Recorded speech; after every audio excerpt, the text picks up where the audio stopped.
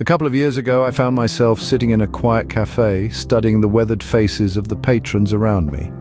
An elderly man sat at a table nearby, a newspaper spread out before him. Every few minutes, he'd glance at an article, only to put his glasses back on and stare blankly at the page.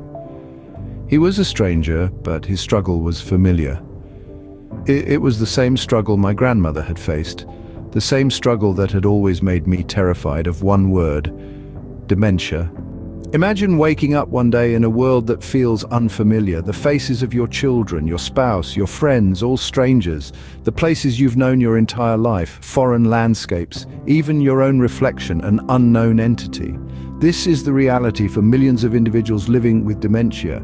Dementia, a term that sends shivers down the spine. It's more than just forgetfulness, it's a cruel thief stealing away pieces of who you are, bit by bit. It's like walking into a fog.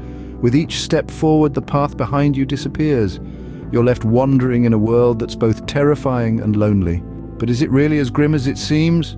Or could it be perhaps a form of selective memory, a subconscious attempt to erase the pain, the stress, the heartache of life?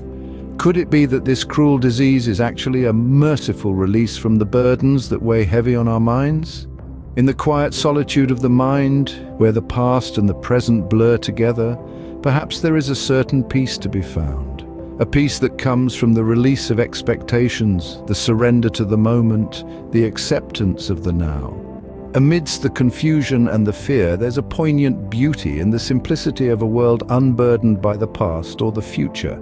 A world where each moment is a new experience, each face a new friend, each day a new adventure. But the question remains, is it a blessing or a curse, a merciful release or a cruel punishment, a choice or a sentence? And so I leave you to ponder, is it more terrifying to forget or to be forgotten?